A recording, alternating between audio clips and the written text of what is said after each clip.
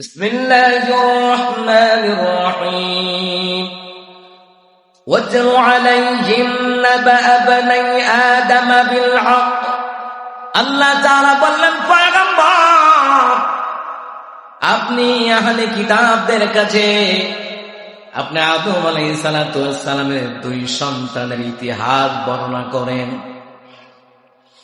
দুই সন্তানের ইতিহাস আপনি বর্ণনা করেন, দুই পুত্রের ইতিহাস আপনি বর্ণনা করেন, যারা একে অপরের সহোদর ভাই ছিল, আপন ভাই পর নয়, আপন ভাই ছিল। إذ قرب قربانا فتقبل من أحدهما ولم يتقبل من الآخر আল্লাহ তাআলা বললেন পয়গম্বর ওই আদম আলাইহিস সালামের দুই সন্তানের ইতিহাস আপনি আহলে কিতাবদের কাছে দুনিয়ার মানুষদেরকে বর্ণনা করেন এবং দুই সন্তানের মধ্যে কুরবানি দেওয়া হয়েছিল। একজনের কুরবানি কবুল হলো আর একজনের কুরবানি কবুল হয় নাই।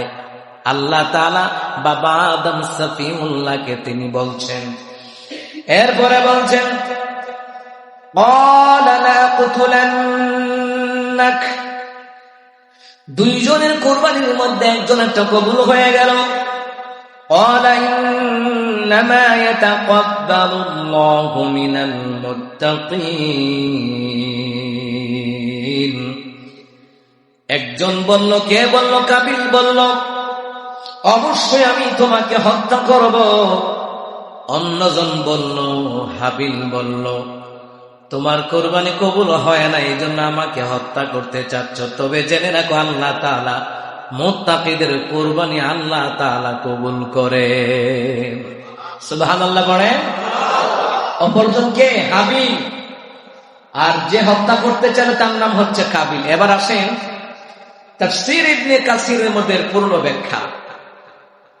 পূর্ণ ব্যাখ্যা হলো বাবা আদম সফিউল্লাহ মা হাওয়া আলাইহিস সালাতু ওয়াস সালাম দুনিয়ার জমিনে যখন আল্লাহ তাআলা জান্নাত থেকে পাঠায়া দিলেন, দুনিয়ার জমিনে বসবাস করা শুরু। জোড়াই জোড়াই সন্তান হলো। এক বছরের জোড়া যে সন্তান পয়দা হয়, পরবর্তী বছর যে জোড়া হয় ওইটার সাথে নিয়ে দিয়ে দেয়। এক বছর যে সন্তানটা হয়, পরবর্তী বছর যে জোড়ায় পয়দা হয়, তখন একটার সাথে আরেকটার কি বদলা বদলি করে বিয়ে দেওয়া হয়। তখন কাবিলের সাথে যে সন্তানটা হয়েছে, কাবিলের সাথে যে জোড়াটা হয়েছে, সে ছিল খুব সুন্দরী। কিন্তু হাবিলের সাথে যেটা হয়েছে এটা ছিল কি কালো। এখন আদম আলাইহিস সালাতু ওয়াস সালাম তিনি বললেন, কাবিলের সাথে যে সুন্দরী এটা হাবিলের সাথে বিয়ে দেওয়া হবে, আর হাবিলের সাথে যেটা জন্ম হয়েছে এটা কাবিলের সাথে বিয়ে দেওয়া হবে। তখনই তো কাবিলের মাথা গরম, না আমার সাথে সুন্দরী হয়েছে, আমি সুন্দরী বিয়ে করবো। তা হাবিল বলতেছে, এটা আব্বা যেহেতু ফাইসালা করে দিয়েছে আমি আব্বারটাই মানি। আর আব্বার ফাইসালা মানে কার ফাইসালা? এই ফাইসালাটা করে দিয়েছেন কে? আল্লাহ তাআলা করে দিলেন। এইবার আদম সফিউল্লাহ তিনি বললেন, ও আমার কাবিল, ও আমার হাবিল, দুইজনই তোমরা আমার সন্তান, আল্লাহর বিধান মানা লাগবে। ভাইয়ের আমার, বাবার আমার, আল্লাহ সুবহানাহু ওয়া তাআলা বাবা আদম সফিউল্লাহকে বললেন, আদম তোমার দুই সন্তানকে কুরবানি দিতে বলো। কাবিলের ছিল শস্য ক্ষেত। ওই কাবিল কি করলো? শস্য ক্ষেতের মধ্যে ভালো ভালো যে ফসল ছিল ওইগুলি সে খায়, আর যেইগুলা অবশিষ্টাংশ, যেগুলা নষ্ট হয়ে যায়, পচে যায়, ওইগুলা পাহাড়ে জমা রাখলো, পাহাড়ে জমা রাখলো। আর হাবিল ছিলেন একজন মেষ পালক, হাবিল ছিলেন একজন বকরি পালক, হাবিল ছিলেন একজন, তাফসীর ইবনে কাসিরের মধ্যে লেখে তিনি গাভী পালন করতেন। তিনি পাহাড়ের মধ্যে নিয়ে তিনি কি করলেন? ওই মেষ রাখলেন কিংবা গরু রাখলেন, রাখার পরে দেখে একটু পরে আসমানের আগুন এসে জ্বালিয়ে দেয়। আর জ্বালিয়ে দেওয়া মানে হাবিলের কুরবানি আল্লাহর দরবারে কবুল হয়ে যায়। বাবা আদম আলাইহিস সালামের জামানায় কুরবানি কবুল হওয়ার নিদর্শন ছিল এটাই। আসমান থেকে একটা গাইবে আগুন আসতো, ওটা জ্বালায় দিত, মানে তার কুরবানি কবুল হয়ে গেছে। সুবহানাল্লাহ পড়েন। তো এইবার কাবিলের অবস্থা আরো খারাপ। কাবিলের মধ্যে হিংসা ঢুকে গেল যে আমার ভাইয়ের কোরবানি কবুল হলো, আমারটা তো কবুল হলো না।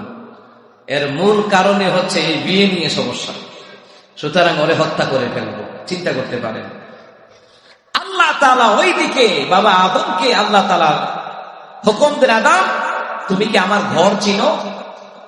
আদম আলাইহিস সালাম বলেন, না আমি তো আপনার ঘর চিনি না। আদম আলাইহিস সালামকে আল্লাহ তাআলা বললেন, ইয়া আদম, মক্কায় যাও, সেখানে আমার ঘর আছে, সেই ঘর তুমি তাওয়াফ করে আসো। সুবহানাল্লাহ পড়েন। সেই ঘর কি করে আসো? তাওয়াফ করে আসো। আমার দেশে অনেক ভাইয়েরা আছেন কোটি কোটি টাকার মালিক, কিন্তু হজ করে না।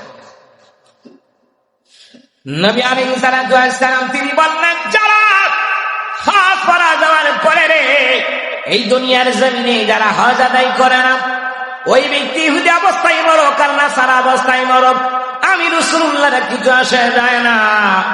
যদি তারা হজে যায়, আরাফার ময়দানে মিলন হয়, আল্লাহ তাআলার কাছে ফেরেশতারা বলে, আল্লাহ আপনার এই বান্দা বান্দিগুলি পাপী, এইগুলি পাপী, ওইগুলি পাপী।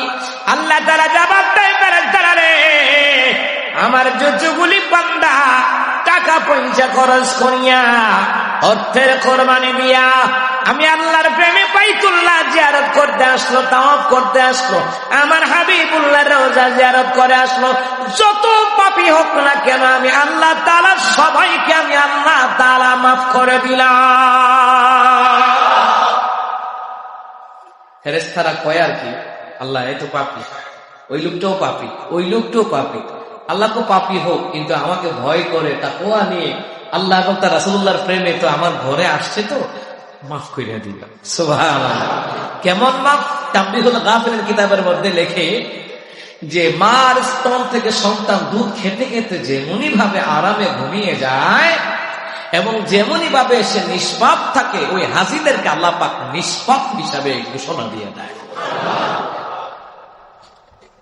ভাইয়ের আমার, বাবার আমার, আল্লাহ যারা বলে, আদম তোমার সন্তানদের দায়িত্ব অন্য কারো কাছে দিয়ে যাও, আমার ঘর আগে তাওয়াফ করো।